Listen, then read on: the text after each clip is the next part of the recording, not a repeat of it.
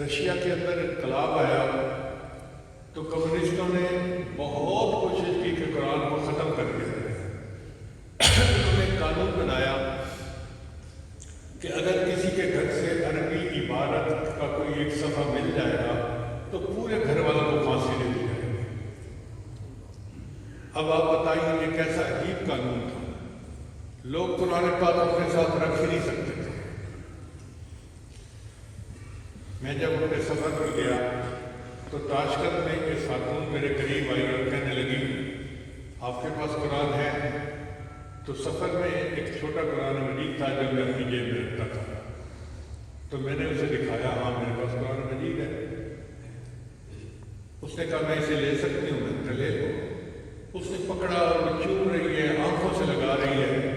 میں اس محبت سے حیران ہوا کہ اتنی محبت۔ میں نے پوچھا کہ کیا وجہ ہے؟ اس نے کہا کہ مجھے 35 سال عمر ہو گئی ہے، میں نے زندگی میں آج تک قرآن نہیں دیکھا، اب پہلی دفعہ دیکھنے کا موقع ملا، اس لیے میں محبت کا اظہار کر رہا ہوں۔ تو 35 سال تک لوگ قرآن مجید کو نہ دیکھ سکے اور اس وقت بھی قرآن مجید محفوظ رہا۔ وہ کیسے؟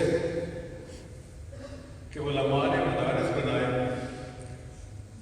وہ اپنے گھر میں مدرسہ بنا نہیں سکتے تھے، مگر گھر اس طرح سے بنایا کہ ایک کمرے کو شراب خانہ بنایا۔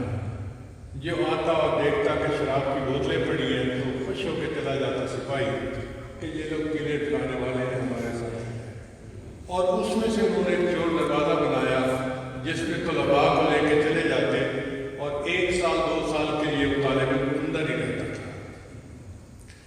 اب آپ بتائیں کہ اس ماں کے دل پر کیا گزرتی ہوگی جو 2 سال تک اپنے بچے کو دیکھ ہی نہیں سکتی تھی۔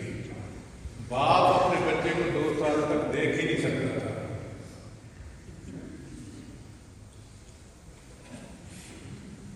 اور بچے جب نکلتے تھے تو حافظ بن کے نکلتے تھے۔ میرا اپنا تجربہ ہے کہ مجھے ماسکو میں ایک جگہ جانے کا موقع ملا تو وہاں ایک مسجد میں مجھے جانے کا موقع ملا۔ کچھ قریب کے جو مسلمان تھے وہ آ گئے اور مجھے کہنے لگے کہ ہمارے گھر تشریف لائیں، آپ چائے پئیں۔ میں نے کہا بہت اچھا۔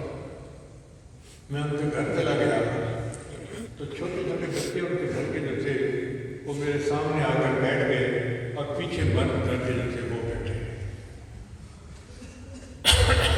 ان بچوں سے میں نے پوچھا کہ آپ کیا کرتے ہو؟ ان کا جی حافظ ہے، حافظ ہے، حافظ ہے۔ میرے پاس قرآن مجید تھا، میں نے کھول کے اس بچے کو دیا، میں نے کہا پڑھو یہاں سے۔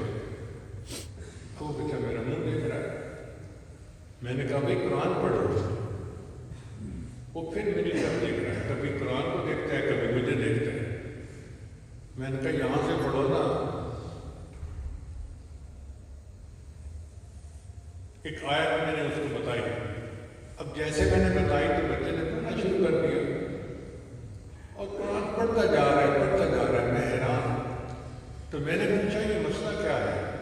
ان کا جی اس بچے نے زندگی میں کبھی قرآن دیکھا نہیں، اندھے کی طرح استاد کے پاس جاتا تھا اور وہ اس کو سبق دے دیتا تھا اور یہ بچہ یاد کر لیتا تھا۔